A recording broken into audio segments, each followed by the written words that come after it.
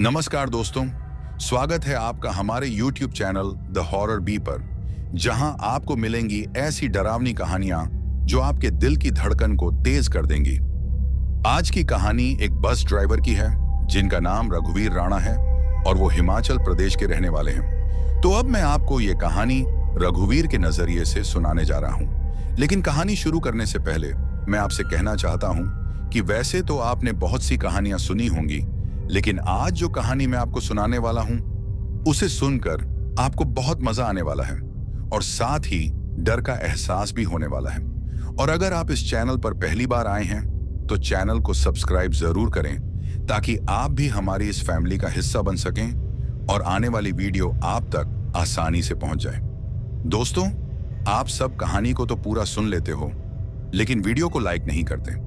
लेकिन इस बार मुझे पूरी उम्मीद है कि आप सब इस वीडियो को लाइक जरूर करेंगे ताकि मुझे भी ये एहसास हो सके कि मेरी मेहनत आपको पसंद आ रही है। आपका एक लाइक मुझे और भी बेहतरीन कहानियां लाने का हौसला देता है। तो चलिए अब ज्यादा समय न लेते हुए जल्दी से अपनी कहानी को शुरू करते हैं। दोस्तों, मेरा नाम रघुवीर है और मैं पेशे से एक बस ड्राइवर हूं। मुझे बस चलाते हुए लगभग 20 साल हो गए हैं। इन 20 सालों में न जाने कितने ही रास्ते देखे हैं। कभी पहाड़ों की संकरी घुमावदार सड़कें तो कभी रात के सन्नाटे में सुनसान हाईवे। मेरी जिंदगी का ज्यादातर समय स्टीयरिंग पकड़कर ही बीता है। रोज अलग अलग यात्री, अलग अलग किस्से। लेकिन सच कहूं तो इस सफर में कुछ अनुभव ऐसे भी हुए हैं जिन्हें मैं आज तक भुला नहीं पाया। बस चलाना सिर्फ नौकरी नहीं, एक जिम्मेदारी है। सैकड़ों जानें मेरे भरोसे होती हैं। सर्दियों की धुंधली रातों में जब सड़क पर 10-10 मीटर आगे तक भी दिखाई नहीं देता, तब दिल की धड़कनें और तेज हो जाती हैं।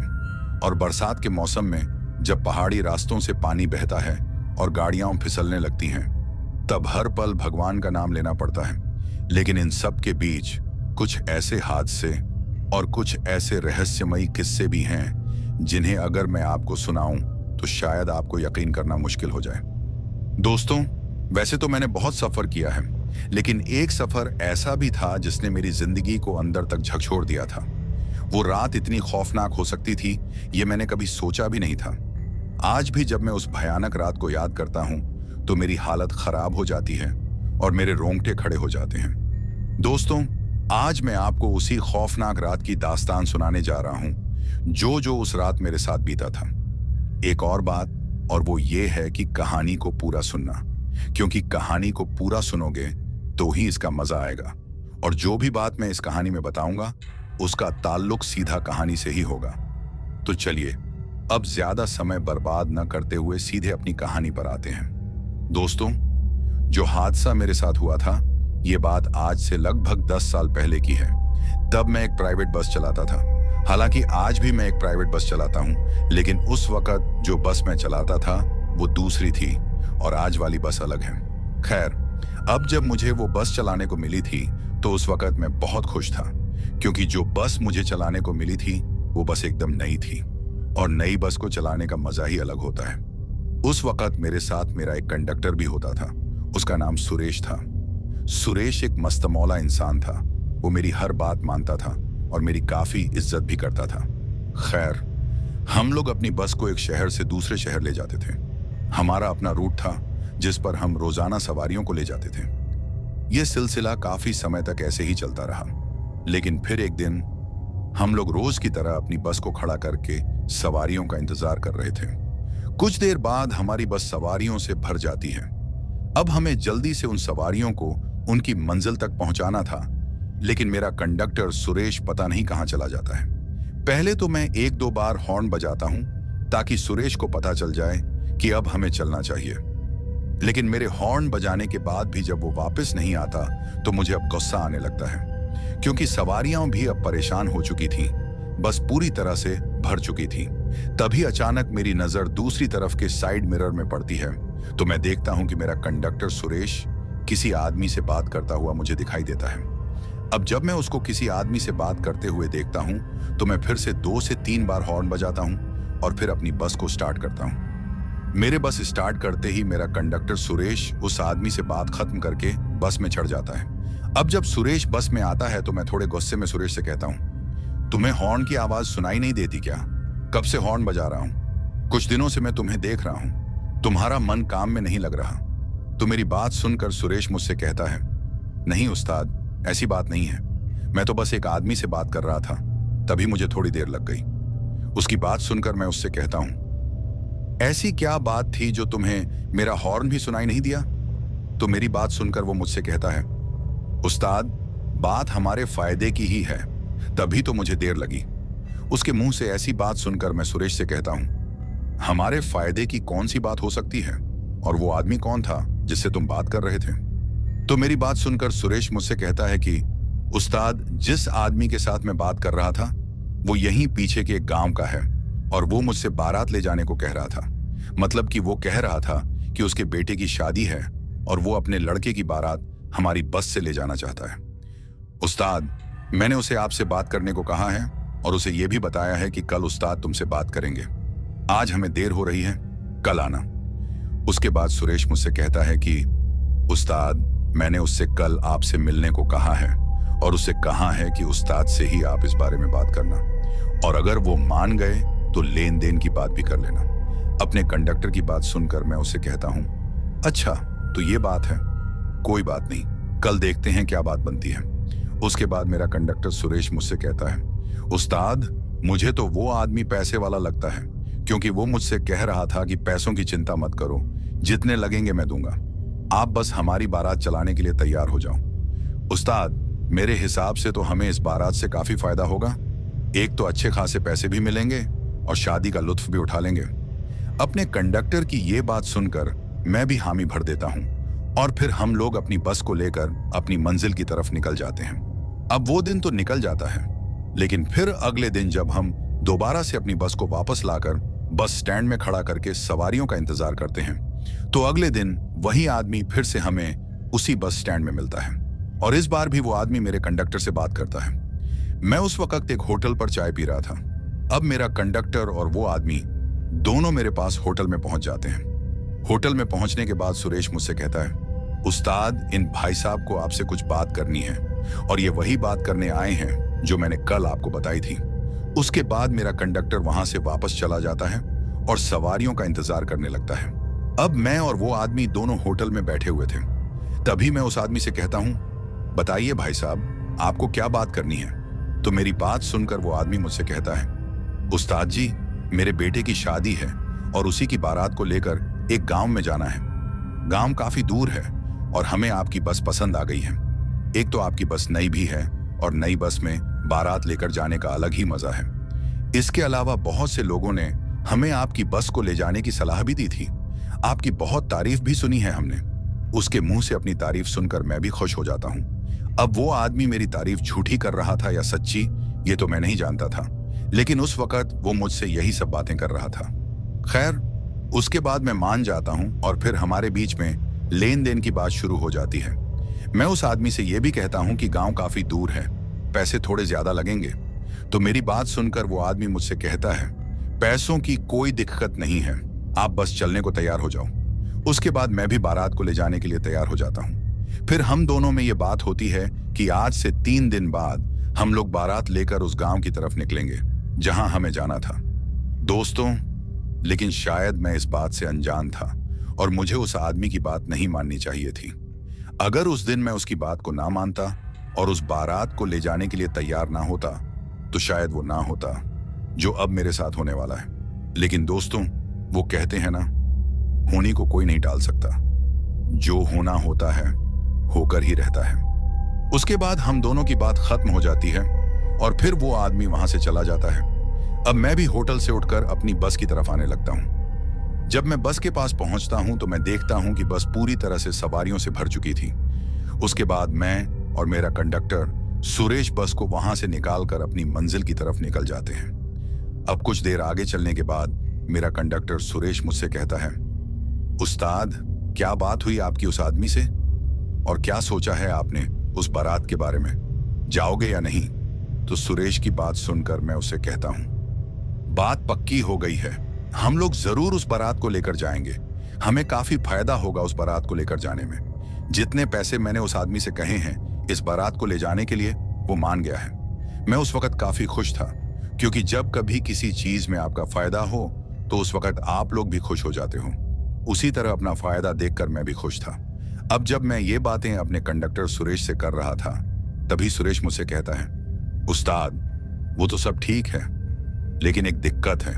अब उसके मुंह से ऐसी बात सुनकर मैं उससे कहता हूं, अब क्या दिक्कत है?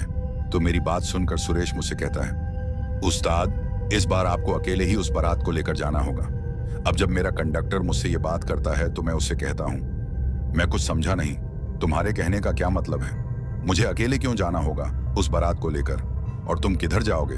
तो मेरी बात सुनकर मेरा कंडक्टर कहता है, उस्ताद जिस गांव में ये बारात जा रही है वो गांव मेरा ही है, मेरे ही गांव में ये बारात आएगी। अब जब सुरेश ये बात मुझसे कहता है तो मैं उससे कहता हूं, तुमने ये बात मुझसे पहले क्यों नहीं बताई?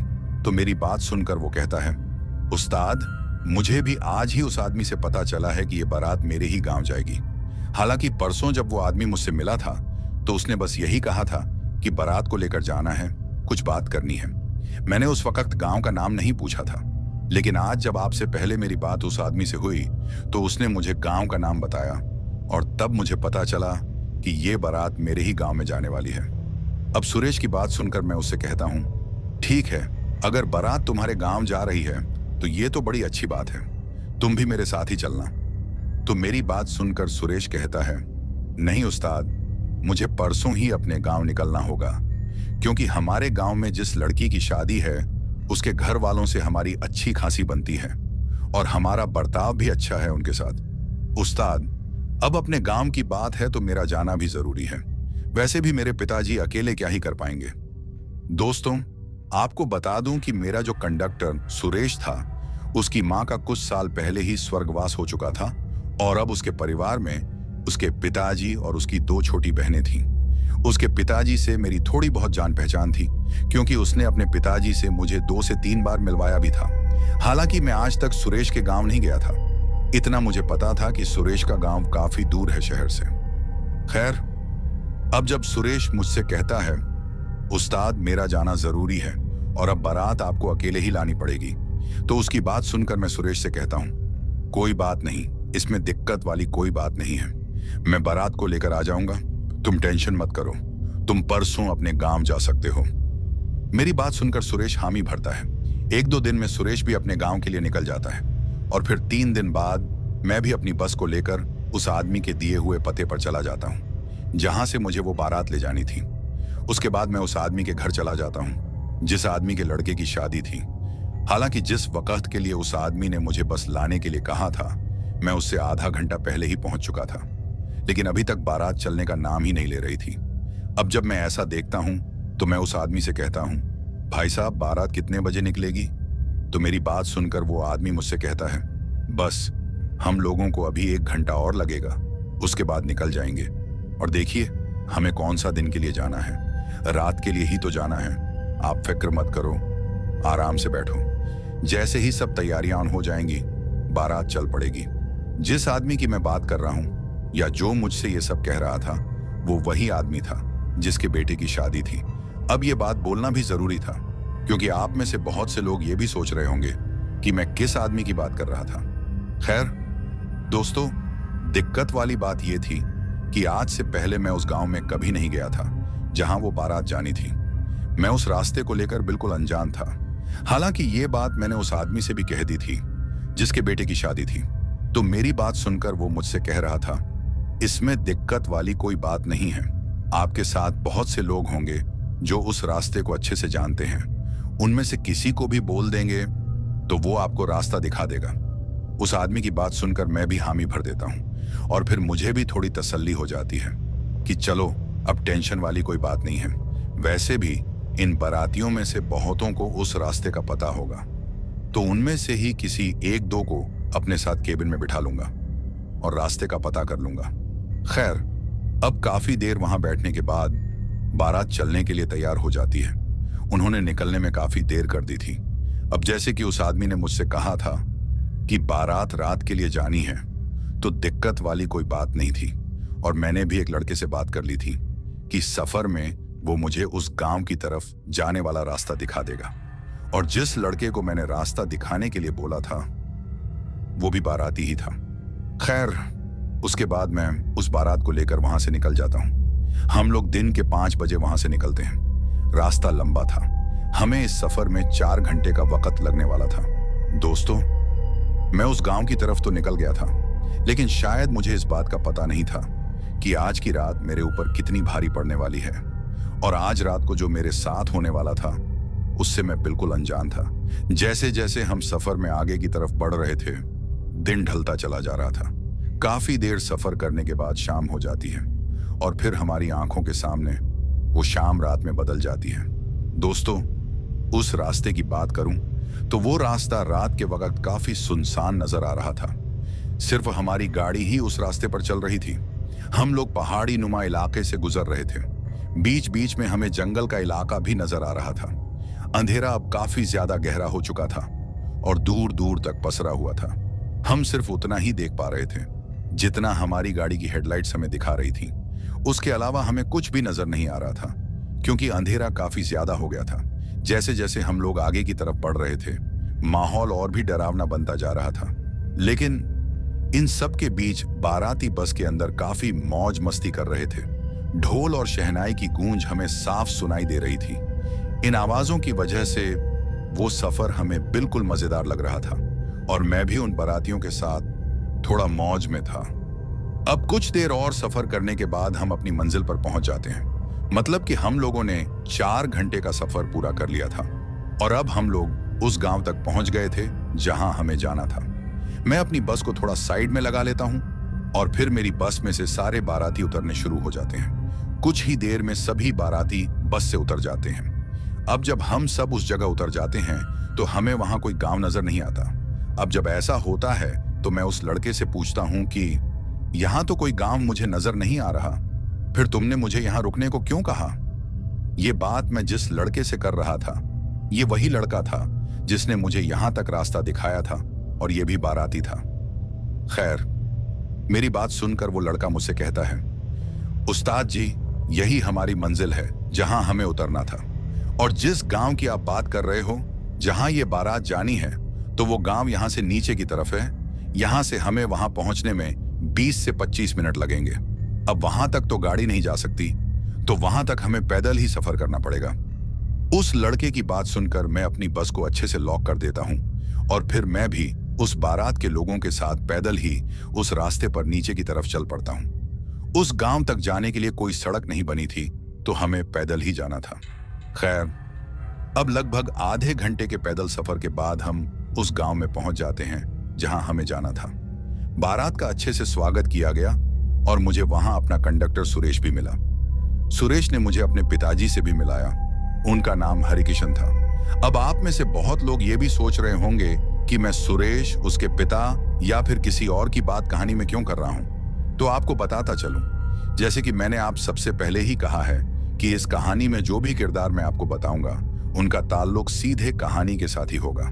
तो तभी मैं आपको इन सब के बारे में बता रहा हूं। खैर, अब जब सुरेश मुझे अपने पिताजी से मिलाता है तो मैं भी उनका हालचाल पूछता हूं। उनका नाम हरिकिशन होता है और वहां सभी लोग उन्हें हरिकाका के नाम से पुकारते थे। मैं भी उन्हें हरिकाका ही कहता था। वो बहुत अच्छे इंसान थे और वो मुझसे कह रहे थे, बेटा, रात को सोने के लिए हमारे घर में चले आना। वहां तुम्हें कोई दिक्कत नहीं होगी, क्योंकि वैसे भी तुम काफी थक चुके होंगे। पहले तुम शादी का आनंद लो, खाना पीना अच्छे से खाकर सुरेश के साथ हमारे घर चले आना। तो उनकी बात सुनकर मैं उनसे कहता हूं, कोई बात नहीं हरिकाका, मैं जरूर आऊंगा। उसके बाद वो वहां से चले जाते हैं। अब कुछ देर तक तो सब ठीक रहता है, लेकिन फिर मेरी लड़ाई हो जाती है। अब आप लोग सोच रहे होंगे कि कैसी लड़ाई, तो आपको बताता चलूं कि मेरी लड़ाई उन्हीं बारातियों के कुछ लोगों के साथ हो जाती है। जिन लोगों से मेरी लड़ाई हो जाती है, वो लोग काफी नशे में थे। वो लोग जानबूझकर मुझे तंग करने लगे थे। आप लोगों को तो पता ही है कि काफी लोग ऐसे होते हैं जो शराब के नशे में आकर जानबूझकर लड़ना चाहते हैं, और ये लोग भी बिल्कुल वैसे ही थे। अब जब वो लोग मुझे तंग कर रहे थे, पहले तो मैंने कुछ देर बर्दाश्त किया, लेकिन जब बात बर्दाश्त के बाहर हो जाती है तो फिर उनमें से मैं एक दो को पीट देता हूं, क्योंकि उन लोगों ने मेरे साथ हाथापाई शुरू कर दी थी और अपनी आत्मरक्षा के लिए मुझे उन पर हाथ उठाना पड़ा। हालांकि मैंने उन्हें काफी समझाया भी था, लेकिन वो मेरी बात को मान ही नहीं रहे थे।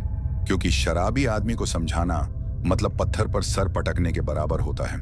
और उस वक्त मेरा भी यही हाल था। जब उन लोगों ने मेरी बात नहीं मानी और वो लोग मुझसे हाथापाई पर उतर आए, तो फिर मुझे अपना हाथ उठाना पड़ा। हालांकि मैं ऐसा करना नहीं चाहता था। मैं नहीं चाहता था कि मैं ऐसे किसी की शादी का मजा खराब करूं, लेकिन मैं करता भी क्या। उन लोगों ने मुझे मजबूर कर दिया था हाथ उठाने पर। खैर, अब जब ऐसा होता है तो दूल्हे का बाप मेरे पास आता है और वो भी मुझसे थोड़ा अजीब तरीके से बात करता है। वो मुझसे कहता है, आपकी गलती है, आपने इनको क्यों मारा। मैं उस आदमी को काफी समझा रहा था, लेकिन वो आदमी मेरी बात को मान ही नहीं रहा था। मेरे काफी बार समझाने के बाद भी जब वो आदमी समझा नहीं, तो फिर बात पैसों के लेन देन पर आ गई। मैंने भी उससे कह दिया, ठीक है, अगर मेरी गलती है तो ठीक है, मुझे ही गलत समझो। आप मेरे जितने पैसे बनते हैं मुझे दे दो, उसके बाद आप जानो और आपका काम जाने। मेरी बात सुनकर उस आदमी का मन भी मुझसे लड़ने का हो जाता है, लेकिन फिर 2-3 लोगों के समझाने के बाद जितने मेरे पैसे बनते थे वो मुझे दे देता है। दोस्तों, मुझे उन लोगों की समझ ही नहीं आ रही थी कि आखिर उन सब ने मेरे साथ ऐसा क्यों किया। बारात के लगभग आधे से ज्यादा लोग शराब के नशे में थे और ये सब शराब के कारण ही हुआ था। इसलिए दोस्तों, कहते हैं कि शराब से जितना दूर रहो अच्छा है। ये अच्छी चीज नहीं होती, और अगर कोई पीता भी है तो उसे उतनी ही पीनी चाहिए जितने में वो खुद को संभाल सके, क्योंकि शराब जो है वो इज्जत बेइज्जती नहीं देखती। खैर, उसके बाद मेरा भी सारा मूड खराब हो गया था। मैं अब एक पल भी वहां रुकना नहीं चाहता था। मेरा कंडक्टर सुरेश भी वहीं पर था। उसने भी वहां पर लड़ाई में मेरा साथ दिया था। अब जब मैं वहां रुकना नहीं चाहता था तो मैं सुरेश से कहता हूं, सुरेश, मैं जा रहा हूं, मुझे अब यहां नहीं रुकना। तो मेरी बात सुनकर सुरेश मुझसे कहता है, उस्ताद, आपका इस वक्त यहां से जाना ठीक नहीं रहेगा। आप मेरी बात मानो, आज की रात रुक जाओ, सुबह होते ही निकल जाना। सुरेश ने मुझे काफी समझाया, लेकिन मेरा मूड खराब हो चुका था और मैं अब एक पल भी वहां रुकना नहीं चाहता था। सुरेश के पिताजी को इस बारे में कोई भी पता नहीं था। वो अपने घर चले गए थे। दोस्तों, मैं सुरेश की बात को न मानकर सीधा अपनी बस की तरफ उस गांव से पैदल ही ऊपर की तरफ चल पड़ता हूं, जो मेरी सबसे बड़ी गलती थी। काश उस वक्त मैंने अपने कंडक्टर सुरेश की बात मान ली होती तो वो ना होता जो अब मेरे साथ होने वाला है। खैर, लगभग आधे घंटे का पैदल सफर करने के बाद मैं अपनी बस के पास पहुंच जाता हूं और मैं अकेला ही वहां से आया था। मैं भूत प्रेत पर विश्वास नहीं करता था, तो डरने का तो सवाल ही पैदा नहीं होता था। अब जब मैं अपनी बस के पास पहुंचता हूं तो बस के पास पहुंचते ही थोड़ा रुकता हूं, क्योंकि नीचे से पैदल आने के कारण मेरी सांसें थोड़ी तेज चल रही थीं और मैं थक भी गया था। मेरा गला सूख गया था और मुझे प्यास भी लगी थी। कुछ देर रुकने के बाद मैं अपनी बस को खोलता हूं और उसमें चढ़ जाता हूं। बस में चढ़ने के बाद मैं पानी की बोतल ढूंढता हूं, लेकिन मुझे कहीं भी पानी की बोतल नजर नहीं आती। शायद किसी बाराती ने ले ली हो या फिर कहीं फेंक दी हो। खैर, अब अपनी प्यास को भूलकर मैं सीधे बस स्टार्ट करता हूं और वहां से निकलने की सोचता हूं। लेकिन अब एक दिक्कत हो जाती है। दोस्तों, वो दिक्कत ये होती है कि बस को उस सड़क से मैं मोड़ नहीं सकता था। ऐसा इसलिए था क्योंकि सड़क जो थी वो सिंगल थी और मुझे बस को मोड़ने के लिए एक खुली जगह चाहिए थी जहां से मैं अपनी बस को आसानी से मोड़ सकूं। अब जिस जगह मेरी बस खड़ी थी वहां तो मैं बस को मोड़ नहीं सकता था। इसके लिए मुझे बस को थोड़ा आगे ले जाना पड़ा ताकि कोई खुली जगह दिखे जहां बस आसानी से मुड़ जाए। खैर, अब मैं बस को वहां से स्टार्ट करके आगे की तरफ बढ़ जाता हूं। करीब आधा किलोमीटर बस चलाने के बाद मुझे एक खुली जगह दिखाई देती है और वहां पर पानी का एक चश्मा भी था। पानी के चश्मे से पानी निकलता देख मेरी प्यास अब और भी तेज हो जाती है, लेकिन वहीं मुझे कुछ ऐसा दिखाई देता है जिसे देखकर तो कुछ पल के लिए मैं थोड़ा हैरान हो जाता हूं और मुझे अजीब भी लगता है। दोस्तों, अब आप लोग ये सोच रहे होंगे कि ऐसा मैंने क्या देख लिया जिसे देखकर मैं हैरान हो गया और मुझे अजीब लगा। तो आपको बताता चलूं, जैसे ही मैं अपनी बस को उस खुली जगह के पास ले जाता हूं, तभी मेरी बस की हेडलाइट्स की रोशनी उस पानी के चश्मे पर पड़ती है और जैसे ही हेडलाइट्स उस चश्मे पर पड़ती हैं, मेरी नजर कुछ लोगों पर पड़ती है जो उस चश्मे के पास खड़े दिखाई दे रहे थे। अब ये मैं नहीं जानता था कि रात के इस वक्त वो उस चश्मे पर क्या कर रहे हैं, क्योंकि वो वक्त सर्दियों का था और सर्दियों में तो जल्दी रात हो जाती है और इस वक्त तो रात के लगभग 12 बजे आने को आए थे। तो इतनी रात को ये लोग यहाँ करने क्या आए हैं? यही सोचकर मैं थोड़ा हैरान था। अब अगर गर्मियों का वक्त होता और अगर ये लोग मुझे 8 से 9 बजे के बीच दिखते तो बात नॉर्मल रहती, क्योंकि सबको पता होता है कि पानी भरने आए होंगे। लेकिन यहाँ तो उल्टा ही चल रहा था। वक्त सर्दियों का है और ये आदमी इतनी रात को आखिर उस चश्मे पर कर क्या रहे हैं? दोस्तों, ये सब बातें मेरे दिमाग में चल रही थी। खैर, उसके बाद मैं खुद से कहता हूँ, छोड़ना यार, मुझे क्या करना है? मुझे तो अपनी प्यास बुझानी है और यहाँ से निकल जाना है। मेरे लिए ये पूरी रात यहाँ क्यों ना रहे? मुझे इससे क्या? अब उन लोगों की बात करूं तो उनमें से 2 आदमी और 2 औरतें थीं।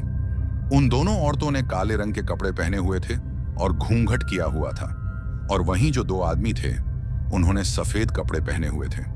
अब उन लोगों को उस तरह खड़े देखकर मैं थोड़ा हैरान जरूर हुआ, लेकिन फिर मैंने उस बात को नजरअंदाज कर दिया।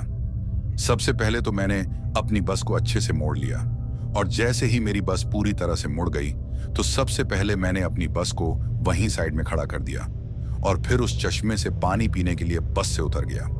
अब जब मैं बस से नीचे उतरा तो मैं वहां से सीधा पानी के चश्मे की तरफ बढ़ जाता हूं। दोस्तों, जैसे जैसे मैं उस चश्मे की तरफ बढ़ रहा था, मेरे जिस्म के जो बाल थे वो खड़े होने लग जाते हैं। ठीक उसी तरह से जैसे किसी को जब ज्यादा ठंड का एहसास होता है तो उसके जिस्म के बाल खड़े हो जाते हैं, ठीक उसी तरह से मेरे साथ भी ऐसा हो रहा था।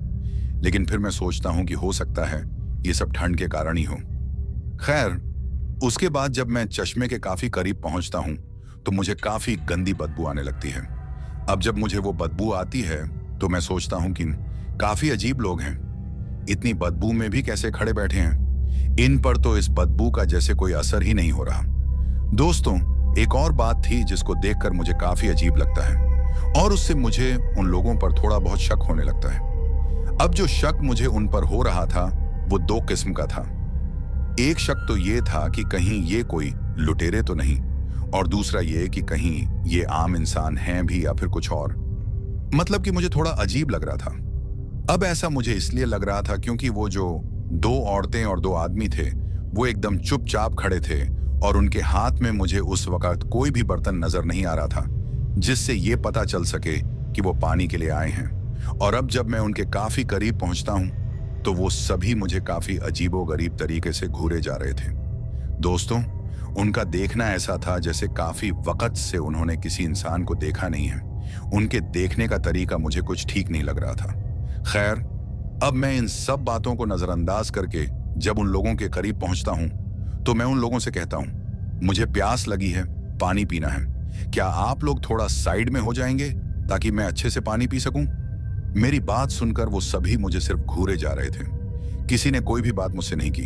वो चारों लोग एक साथ खड़े थे और मुझे उनसे रास्ता चाहिए था, क्योंकि वो चारों उस चश्मे के आगे की तरफ खड़े थे। तो जब तक वो साइड नहीं होंगे मैं चश्मे के पास नहीं जा सकता था। मुझे काफी अजीब लगता है और मैं सोचता हूँ, बड़े अजीब लोग हैं यहाँ के, एक बार में इनको सुना ही नहीं देता क्या? अब मैं एक बार फिर उनसे कहता हूँ, अगर आप लोग थोड़ा साइड हो जाते तो मैं अपनी प्यास बुझा लेता।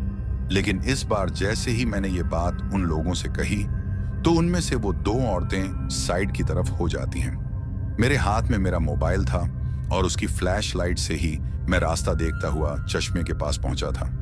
वो 2 औरतें भी मेरे साथ में साइड की तरफ खड़ी हो जाती हैं।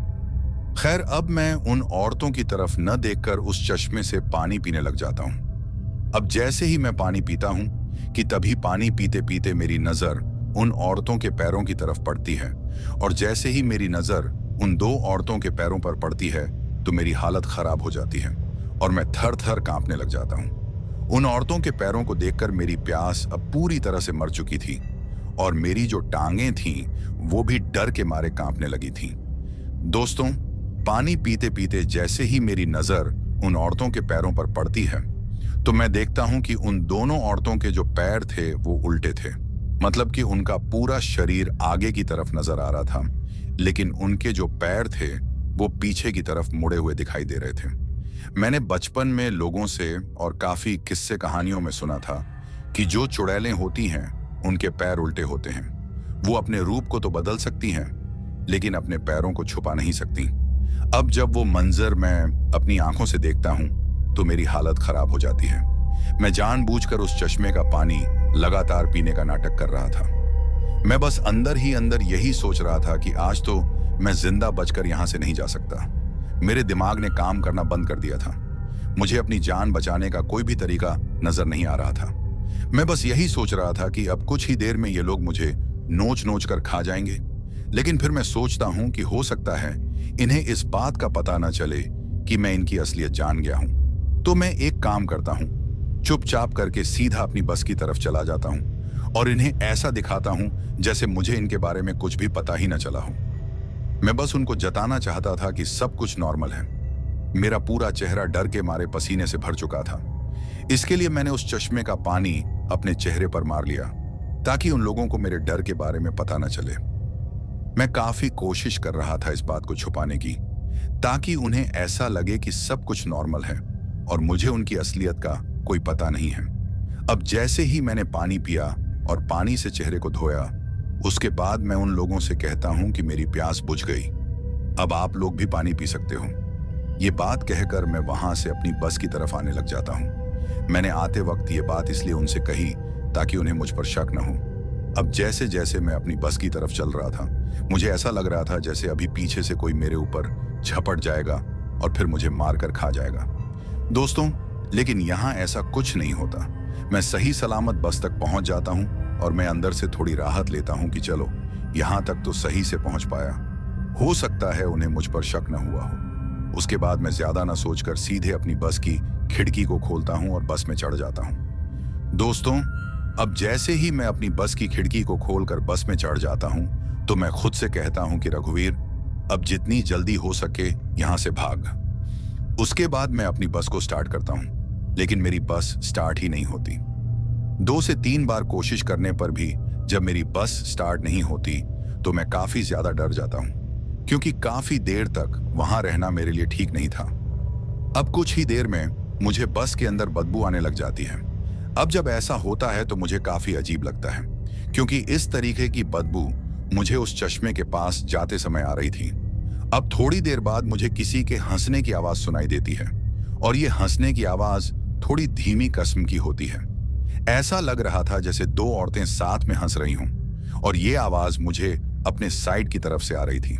अब जब मुझे ऐसा महसूस होता है तो मैं अपनी नजरों को एकदम अपने साइड की तरफ करता हूं और जब मैं अपनी नजरों को साइड की तरफ करता हूं तो फिर जो मैं देखता हूं उसे देखकर मेरी आंखें फटी की फटी रह जाती हैं। मेरी हालत खराब हो जाती है और मेरी रूह कांप जाती है। दोस्तों, अब आप ये सोच रहे होंगे कि ऐसा मैंने क्या देखा जिसको देखकर मेरी ऐसी हालत हो गई थी। तो आपको बताता चलूं कि जैसे ही मैंने अपनी नजरों को साइड की तरफ किया तो मैं देखता हूं कि मेरे साइड में कोई और नहीं बल्कि वही 2 औरतें बैठी हुई मुझे दिखती हैं, जो अभी कुछ देर पहले मैंने उस चश्मे के पास देखी थी। और अब वो दोनों औरतें काफी तेज हंसने लग जाती हैं। मेरी हालत खस्ता हो चुकी थी। मैं काफी हैरान था ये सोचकर कि आखिर ये औरतें मेरी बस में आईं तो आईं कहां से।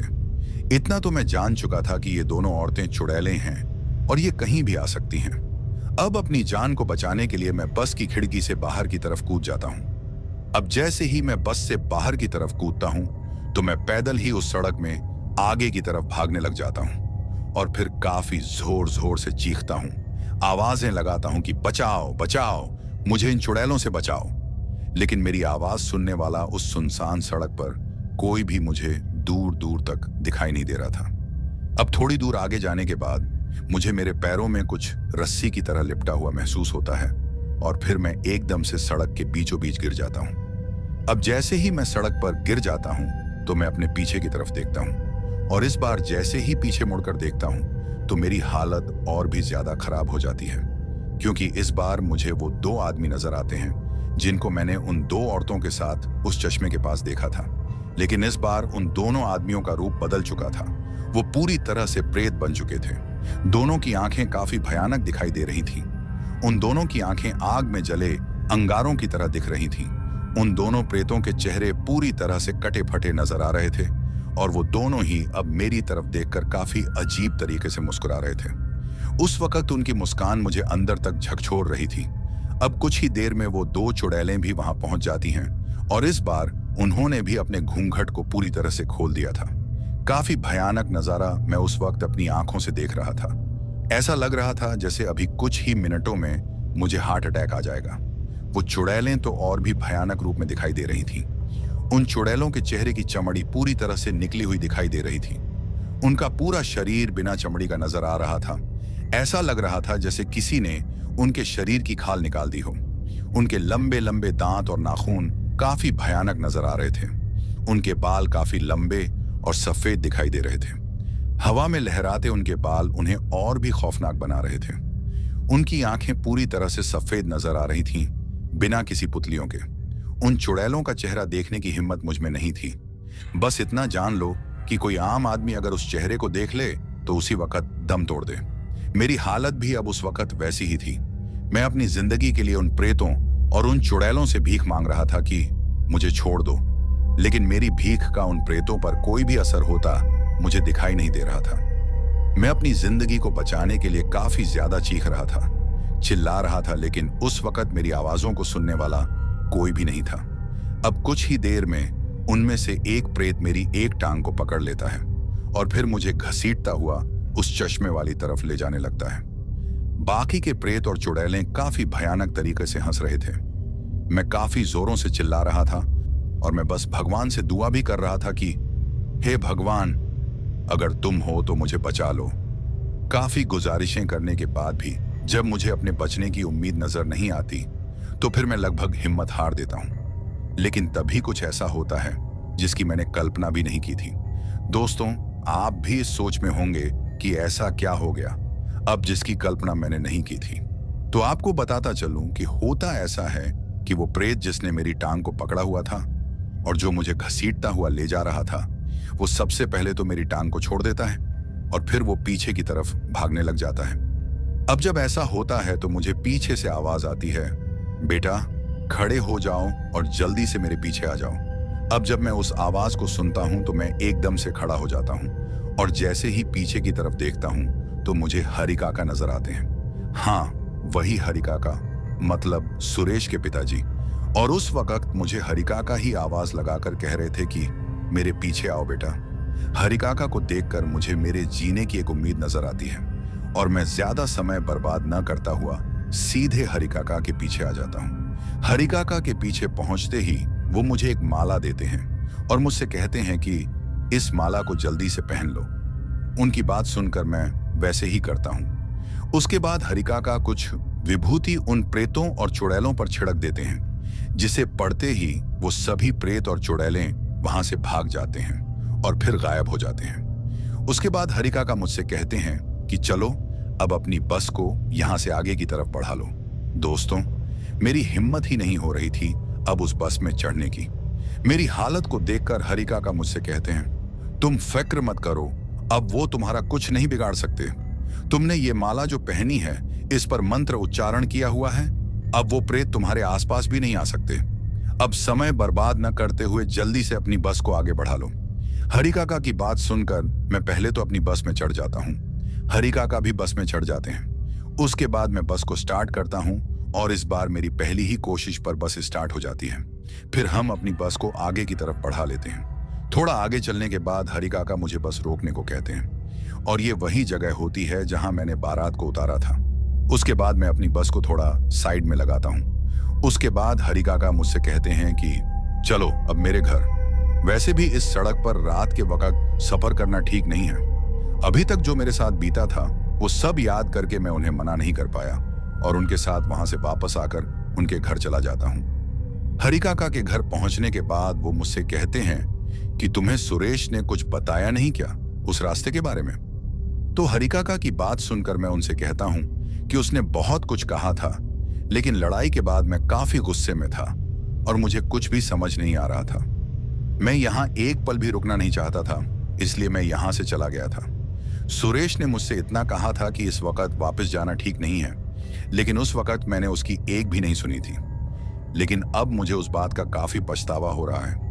मेरी बात सुनकर हरि काका मुझसे कहते हैं कि अब पछताने से क्या फायदा, और वो मुझसे ये भी कहते हैं कि भगवान का शुक्र मानो कि आज तुम बच गए। अगर मैं सही समय पर ना आता तो तुम उन प्रेतों का शिकार हो जाते। वो मुझसे ये भी कहते हैं कि ये तो शुक्र है कि सुरेश मेरे पास दौड़ता हुआ आया और उसने मुझसे कहा कि उस्ताद अकेले ही अपनी बस की तरफ चले गए हैं। मैंने सुरेश को काफी डांटा भी। उसने मुझसे कहा कि उस्ताद गुस्से में थे और उन्होंने मेरी बात नहीं मानी। सुरेश की बात सुनकर मैं बिना वक्त गंवाए तुम्हारे पास पहुंचने की कोशिश करने लगा। मुझे पता था कि तुम बस को मोड़ने के लिए आगे की तरफ गए होंगे और मुझे इस बात का भी पता था कि तुम जरूर उन प्रेतों के हाथ लगोगे। मैंने तुम्हारी चीखों से पता कर लिया था कि तुम मुसीबत में हो। ये तो शुक्र है भगवान का जो तुम्हारी जान बच गई। दोस्तों, उस वक्त मैं भगवान का शुक्र अदा करता हूं, लेकिन सच्चाई ये भी थी कि हरिका का उस वक्त मेरे लिए किसी भगवान से कम नहीं थे। अगर वो ना होते तो शायद आज मैं जिंदा ना होता। उसके बाद मैं वो रात वहीं गुजारता हूं और अगले दिन वहां से जैसे ही मैं अपनी बस की तरफ निकलता हूं तो जो बारात मैंने रात को वहां पहुंचाई थी उसी में से वो आदमी मुझे मिलता है जिसके लड़के की शादी थी। वो मुझसे माफी मांगता है और मुझसे कहता है कि हमसे बहुत बड़ी गलती हो गई है जो आपसे लड़ाई हुई। दरअसल हमारे ही लोगों की गलती थी जो शराब के नशे में आकर आपसे लड़ बैठे। आप हमें माफ करना और सब कुछ भूलकर इसी बारात को वापस लेकर चलना। बारात को वापस लेकर जाने के लिए मैं आपको दूसरे पैसे भी दूंगा। दोस्तों, अब मैं बिल्कुल भी उस आदमी की बात मानने के लिए तैयार नहीं था, लेकिन हरि काका ने मुझे समझाया कि गलती इंसानों से हो जाती है, तुम भी इन्हें माफ करो और बारात को वापस लेकर जाना। अब हरि काका की बात को मैं टाल नहीं सकता था क्योंकि उन्हीं के कारण मैं जिंदा था। उसके बाद मैं हरि काका की बात मानकर उस बारात को वापस ले जाने के लिए तैयार हो जाता हूं और फिर बारात को लेकर वहां से वापस चला जाता हूं। दोस्तों, आज अगर मैं जिंदा हूं तो ये सब हरि काका की बदौलत है। अगर उस रात वो मेरी मदद करने ना आते तो शायद ये कहानी आप तक ना पहुंच पाती। एक और बात जो मैं आपसे कहना चाहता हूं और वो ये है कि आज हरि काका हम लोगों के बीच जिंदा नहीं है। आज से 4 साल पहले उनका स्वर्गवास हो चुका है, लेकिन आज भी वो मेरी यादों में जिंदा है। तो दोस्तों, कैसी लगी हमारी ये कहानी? अगर आपको ऐसी और भी कहानियां सुननी हैं तो हमारे चैनल को सब्सक्राइब करना बिल्कुल मत भूलिएगा। अब चलते हैं उन दोस्तों की ओर जिन्होंने हमारी पिछली कहानी पर कमेंट करके हमें अपना प्यार और समर्थन दिया। तो चलिए सबसे पहले उनका नाम लेते हैं।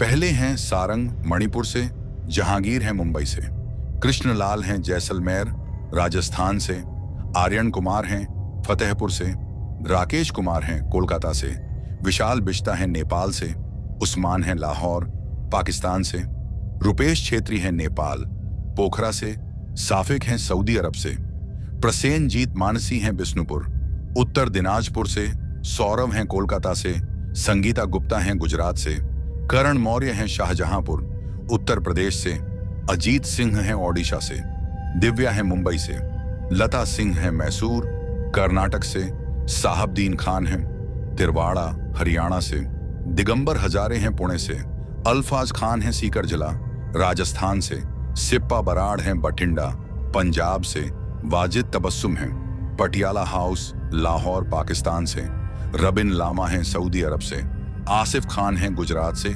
सफदर अब्बास हैं रावलपिंडी पाकिस्तान से, गुरदीत सिंह हैं मोगा से, अपोंग नागा हैं नागालैंड से, दीपक परमार हैं हायलोल गुजरात से, बलजीत राज और स्वाति राज हैं लखनऊ से, अंजित राज पटेल हैं बिहार से, सलीम फारूकी हैं जौनपुर उत्तर प्रदेश से, राम विश्वकर्मा हैं चित्रकूट से, इम्मानुएल जॉन हैं एगुरी हैदराबाद से, जय कुमार प्रजापति हैं भोपाल से, अदनान हैं बिहार से, ज्योत्सना हैं यवतमाल से, गुरजीत हैं स्पेन से, शुभम कश्यप हैं अंबेडकर नगर उत्तर प्रदेश से, आशा शक्ति जाट और सागर हैं मध्य प्रदेश से, मुरारी सिंह हैं गुवाहाटी असम से, बलजीत राज और स्वाति राज हैं लखनऊ से, मधु सिंह हैं आगरा से, मुकेश गुर्जर हैं भरतपुर से, प्रीति हैं आगरा से, सफायत हैं बांग्लादेश से, धीरज चौधरी हैं जबलपुर मध्य प्रदेश से, ऋषभ और राकेश हैं